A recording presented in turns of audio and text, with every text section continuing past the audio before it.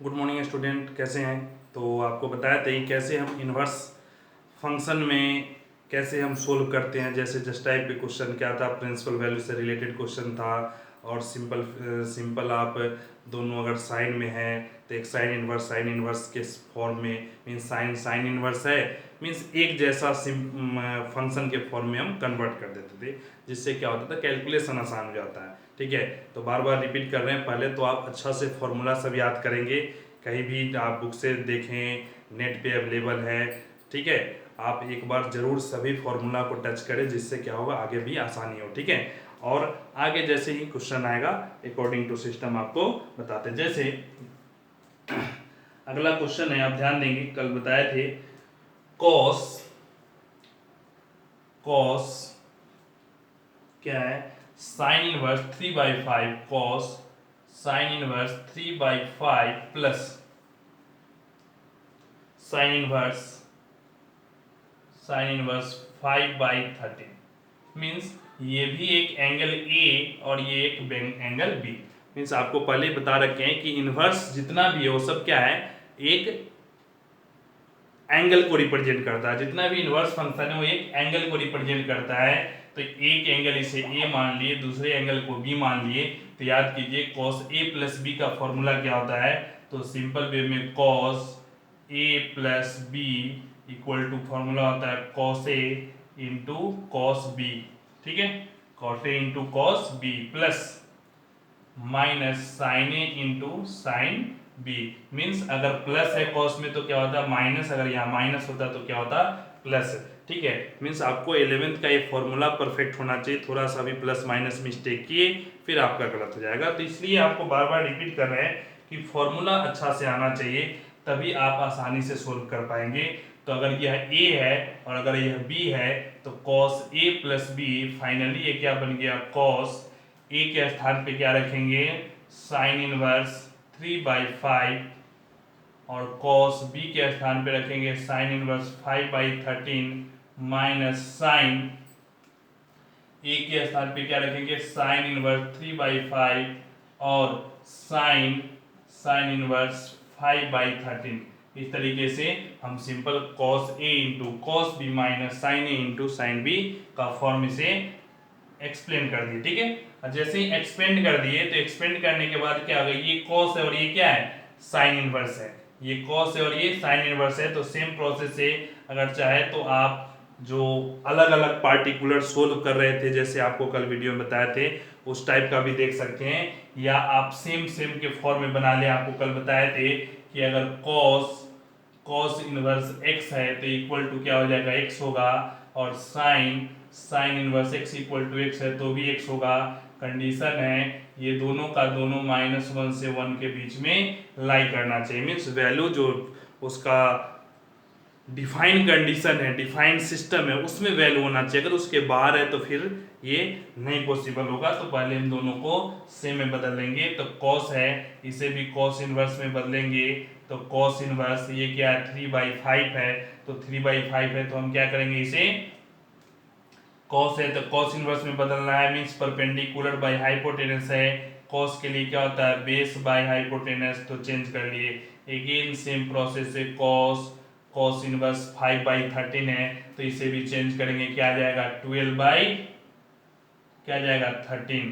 ठीक है, सिंपल सा 13 का स्क्वायर 169, 5 का स्क्वायर 25, 169 माइनस 25 144, और 144 का स्क्वायर रूट लेंगे तो क्या आ जाएगा 12। तो इस तरीके से जो बेसिक ऑपरेशन है, अब ये दोनों सेम सेम है तो 3/5 आ गया, ये दोनों भी सेम है 5/13 आ गया। ठीक है, सोल्व करें, क्या आएगा 4/5 इंटू में 12/13 माइनस 15/65, एलसीएम लेंगे 65, ये भी 65 आएगा तो क्या आएगा 48 माइनस 15, क्या आ गया 33/65। दैट मीन्स फाइनली क्या आ गया, cos sine inverse 3/5 plus sine inverse 5/13 equal to, ये आपका आंसर आ गया 33/65।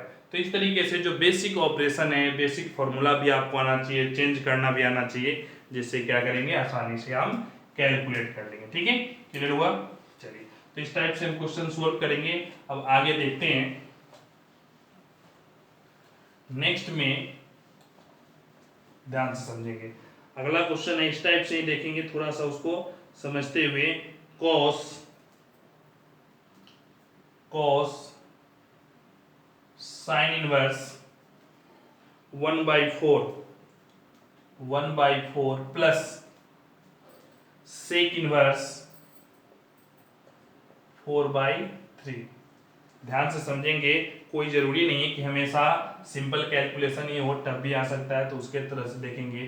तो चाहे तो ये साइन है, हम फिर से वही फॉर्मूला लगा सकते हैं। क्या, अगर इसे हम एंगल ए मान ले, इसे एंगल बी मान ले, तो क्या होगा, cos A into cos B minus sine A into sine B. नहीं, ठीक है, सेम प्रोसेस है, जो फॉर्मूला आप पहले जानते हैं वैसे ही सोल्व करें। तो यहाँ क्या आ जाएगा, कॉस ए के स्थान पे साइन इनवर्स 1/4, कॉस बी के स्थान पे क्या आएगा, sec inverse 4/3, cos A cos B minus sine inverse 1/4 और साइन बी की वैल्यू क्या है, सेक इनवर्स 4/3। ठीक है, अब सेम प्रोसेस से कैलकुलेट करेंगे, तो ये कॉस है, कॉस इनवर्स में कन्वर्ट करेंगे तो क्या आया, परपेंडिकुलर बाई हाइपोटेनस। सोल्व करेंगे 16 - 1 √15/4। ठीक है, अब यहाँ कॉस है, सेक इनवर्स को कॉस में बदलेंगे, सिंपल 3/4 आ जाएगा, माइनस साइन इनवर्स है तो सेम ऑलरेडी प्रेजेंट है तो 1/4 आ गया। यहाँ साइन है तो यहाँ साइन इनवर्स में बदलेंगे तो क्या आएगा, ध्यान से समझे। ठीक है, ये है हाइपोटेनस, ये है बेस, तो हाइपोटेनस तो फिक्स हो गया 4। अब इसे सोल्व करेंगे तो 16 - 9 रूट अंडर क्या आएगा, 16 माइनस 9 क्या आ गया, 7, तो √7 आ गया क्या, परपेंडिकुलर। तो अब सोल्व करेंगे तो क्या आएगा, √15/4 इंटू 3/4 माइनस √7/4 इंटू 1/4, कोई बात नहीं, आगे पीछे लिख सकते हैं। तो क्या आ गया, एलसीएम लेंगे 16, तो 16 क्या आया, 3√15 माइनस √7। समझ में आया, नहीं आया? ठीक है, तो इस तरीके से आपका क्या आ गया, ये cos, that means cos inverse, sorry cos sine inverse 1/4 plus sec inverse 4/3 equal to आपका ये आंसर आ गया। समझ में आया, क्लियर हुआ? तो इस तरीके से हम सोल्व करेंगे। जो एकदम बेसिक ऑपरेशन है उसको वहीं यूज करते हुए हम आगे बढ़ते हैं। ठीक है, समझ में आया? चलिए, तो अगला क्वेश्चन है, ध्यान समझेंगे। मीन्स हर टॉपिक में कॉमन सा कंसेप्ट है, जितना ज्यादा से ज्यादा वेरिएशन करेंगे, जितना ज्यादा से ज्यादा अलग टाइप का क्वेश्चन सोल्व करेंगे, उतना आपका कंसेप्ट क्या होगा, क्लियर होगा। ठीक है, तो जैसे क्वेश्चन देखेंगे, साइन इनवर्स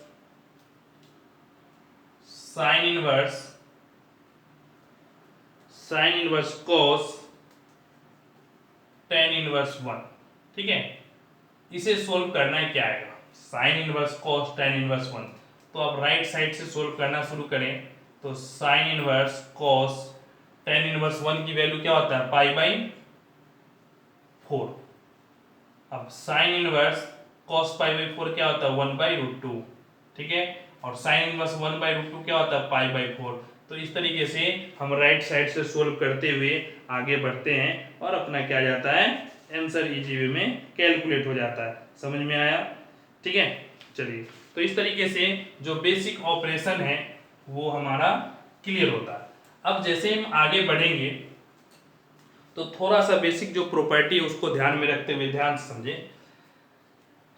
जैसे अगर साइन इनवर्स साइन एक्स है, आपको बताए थे पिछले वीडियो में, साइन इनवर्स साइन एक्स है, तो ये क्या होता है, एक्स के इक्वल होता है।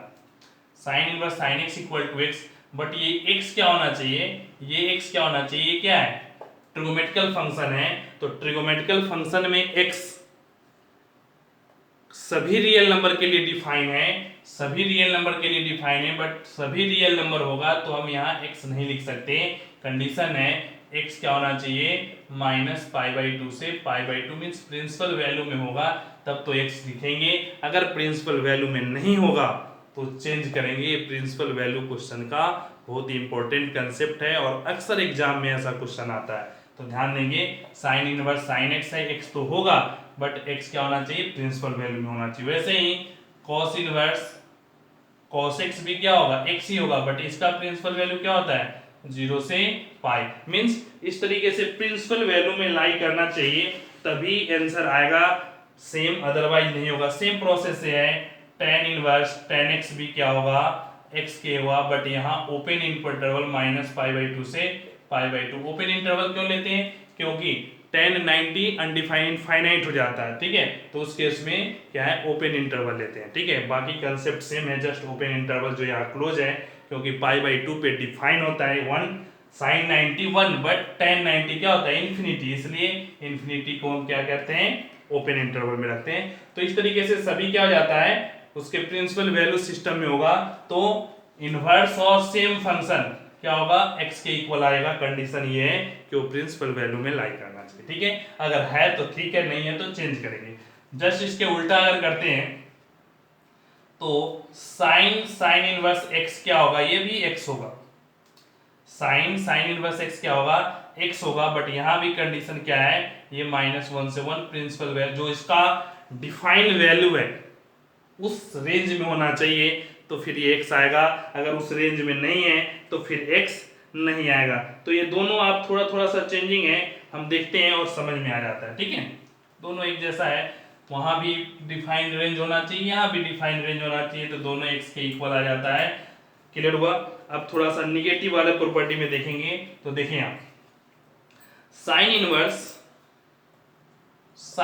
माइनस एक्स इक्वल टू क्या होता है, simple minus sine inverse x. क्यों, क्योंकि माइनस, याद कीजिए आपको बताए थे कि अगर हम निगेटिव वैल्यू लेते हैं तो क्या हो जाता है, फोर्थ क्वाड्रेंट का एंगल, और फोर्थ क्वाड्रेंट के एंगल में क्या होता है, negative theta.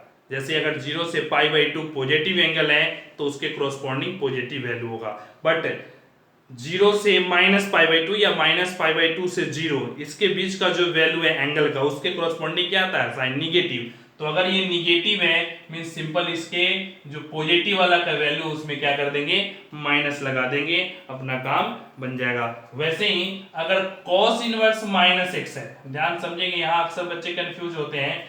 cos inverse -x है मींस हम क्या करेंगे, ध्यान समझिए। cos inverse x means negative value है, क्या ये निगेटिव वैल्यू है, और निगेटिव वैल्यू के लिए हम क्या करते हैं, सेकंड क्वाड्रेंट लेते हैं, और सेकंड क्वाड्रेंट के लिए क्या करेंगे, pi minus cos inverse x।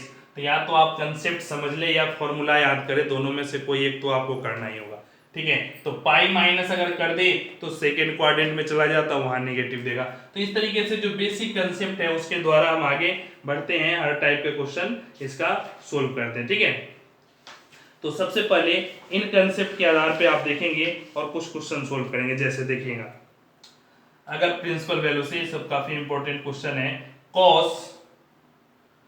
cos inverse cos 2π/3, cos inverse cos 2π/3, तो ध्यान दें ये cos इनवर्स cos 2π/3 है, ये 2π/3 मींस कितना, 120 डिग्री, और 120 डिग्री cos के लिए रेंज क्या है, 0 से पाई, 0 से 180 डिग्री मींस ये रेंज में है, और रेंज में है दैट मींस 2π/3 डायरेक्ट आंसर आ गया। cos inverse cos x equal to x। अगर ये एंगल रेंज में है तब तो डायरेक्ट आंसर लिखेंगे, लेकिन अगर यही एंगल चेंज हो करके अलग बन जाए, जैसे cos inverse cos 13π/6 equal to क्या आएगा, तो यहां 2π/3 आया, but this is not equal to 13π/6, ये 13π/6 नहीं आएगा। क्यों, क्योंकि इसका रेंज 0 से पाई के बीच में नहीं है, ये बाहर हो गया, और बाहर हो गया तो पहले हम फॉर्मूला यूज करेंगे ट्रिगोमेट्री का, और फिर उस फॉर्मूला को यूज करते हुए इसे हम चेंज करेंगे कहाँ, 0 से पाई के बीच में। जब तक इस रेंज में चेंज नहीं करेंगे हम आंसर नहीं लिख सकते, तो पहले रेंज में लाएंगे जिससे ट्रिगोमेट्री भी डिफाइन हो और इनवर्स भी डिफाइन हो दोनों। तो ध्यान देंगे, cos इनवर्स cos 13 पाई को क्या लिखेंगे, अगर हम लिखे 2π प्लस π/6, कोई दिक्कत, हम एलसीएम लेंगे तो 12 + 1 13 हो जाएगा। अब ये कैसे हम रिजोल्व करें, तो 180 plus minus theta, 360 plus minus theta, 270 plus minus theta, 90 plus minus theta, ये सारे आपको फॉर्मूला क्या होना चाहिए, चेंजिंग का याद होना चाहिए। अगर फॉर्मूला याद है तो आसानी से चेंज कर पाएंगे, अगर फॉर्मूला याद नहीं है तो फिर ये मुश्किल है चेंज करना, क्योंकि कई सारे चेंजिंग अकॉर्डिंग टू क्वेश्चन कुछ भी आ सकता है। यहाँ तो गिनती के 4-5 क्वेश्चन हैं, कोई जरूरी नहीं है कि एग्जाम में वही 4-5 आएगा, आपको उसके रिगार्डिंग सारे कंसेप्ट क्लियर होना चाहिए। तो cos 2 pi means cos inverse cos 360 plus theta क्या हो जाएगा, 360 plus theta cos theta pi by 6 आ गया। नहीं, याद कीजिए cos क्या होता है, cos 360 plus theta equal to cos theta, या आप cos 2 pi plus theta equal to भी cos थीटा ही होगा। 2 पाई भी 360, ये भी 360, या आप और जनरलाइज याद करेंगे तो n इंटू n इंटू 360 अब प्लस थीटा इक्वल टू भी क्या आता है, cos थीटा आता है। मीन 360 को n टाइम्स भी अगर रोटेट कर दें, याद कीजिए जनरल सॉल्यूशन 11th क्लास का लास्ट एक्सरसाइज पढ़ते थे जनरल सॉल्यूशन, तो वहां n इंटू 360 n रोटेशन से नहीं, याद कीजिए आपको थोड़ा सा याद दिलाते हैं। जैसे अगर साइन थीटा इक्वल टू, अगर साइन अल्फा होता था तो क्या लिखते थे, theta equal to n pi plus minus 1 to the power n into alpha. ये क्या था, n रोटेशन के सिस्टम में था। नहीं, जितना n क्या है नंबर ऑफ रोटेशन बताता था, तो उस तरीके से हम चेंज करेंगे। 2 pi plus pi by 6 mean 360 plus theta cos theta हो गया। अब जो पाई बाई 6 आया ये रेंज में आ गया, और फिर रेंज में आ गया तो डायरेक्ट आंसर लिख सकते हैं। तो ध्यान दें, इस तरीके से चेंज करना सीखें, जितना ज्यादा अच्छा से चेंज करेंगे कंसेप्ट उतना क्लियर होगा, सही आंसर लाएंगे। ठीक है, चलिए, तो ये तो कॉस का 1-2 एंगल आपको बताया। अब ध्यान देंगे साइन के लिए। साइन का एंगल है, जैसे सिंपल सा है, sine inverse sine pi by 360 degree है, पाई बाई 3 आंसर आ जाएगा, रेंज में है। लेकिन अगर यही sign inverse sign 2 pi by 3 होता है, तो 2 पाई बाई 3 कितना हो गया, 2 pi by 3 120।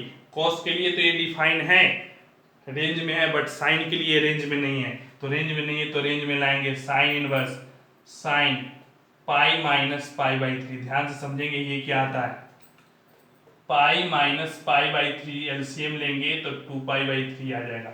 Means 2 pi by 3 को हम ऐसा लिख सकते हैं। अब ध्यान देंगे sine inverse sine 180 minus theta, याद कीजिए sine 180 minus theta, sine second quadrant में क्या होता है, पॉजिटिव होता है। तो साइन 180 माइनस थीटा क्या आ गया, साइन थीटा पाई बाई 3, तो आंसर क्या आ गया, सेम पाई बाई 3। मीन्स यहाँ चेंज करना पड़ा। याद कीजिए, अगर याद नहीं हो तो सभी, फर्स्ट क्वाड्रेंट में ऑल पॉजिटिव, सेकेंड क्वाड्रेंट में साइन और कोसेक, साइन थीटा और कोसेक थीटा पॉजिटिव और बाकी सभी निगेटिव। यहाँ क्या होता है, थर्ड क्वाड्रेंट में टेन थीटा और कॉट थीटा पॉजिटिव, बाकी सभी निगेटिव। यहाँ कॉस थीटा और सेक थीटा क्या होता है, पॉजिटिव, ये पॉजिटिव दोनों, बाकी सभी निगेटिव। तो इस तरीके से मींस ये क्या हो गया, सेकंड क्वाड्रेंट में पॉजिटिव चेंज किए, sine pi by 3 pi by 3 आ गया। ठीक है, क्लियर हुआ। तो इस तरीके से हम सोल्व करेंगे। अगला क्वेश्चन है tan इनवर्स tan 5x है, तो क्या लिखेंगे 5x। अब वेरिएबल है, डिफाइन होगा, ठीक है, तो इस सिस्टम में हम क्या करते हैं, डायरेक्ट 5x लिख दें। ठीक है, इस तरीके से हम क्वेश्चन आसानी से सोल्व कर देते हैं। ठीक है, अब ध्यान देंगे थोड़ा सा नेक्स्ट जनरल फॉर्मूला है, उसको भी फॉर्मूला को समझेंगे और देखेंगे। Sine inverse x plus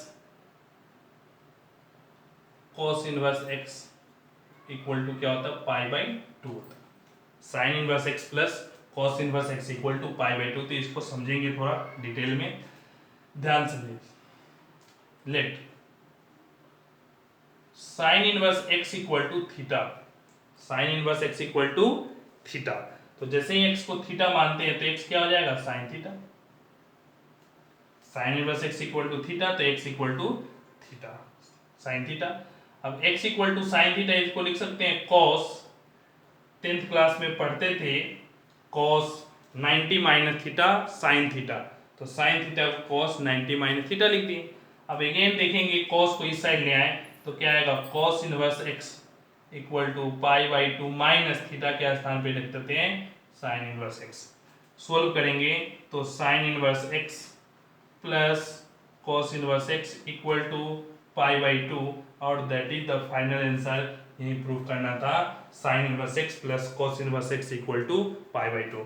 means अगर दोनों की जो इनपुट वैल्यू है वो सेम होना चाहिए और कहां से कहा, -1 से 1 के बीच में होना चाहिए। अगर ये दोनों सेम है तो आंसर पाई बाई 2 आएगा, सेम नहीं है तो आंसर पाई बाई 2 नहीं आएगा। ध्यान से समझेंगे, ये फॉर्मूला है। तो ये तो साइन इनवर्स के लिए हुआ। मीन्स ये देखिए कि जो 90 माइनस थीटा का फॉर्मूला है जिसमें उसके सिस्टम में ये काम करेगा।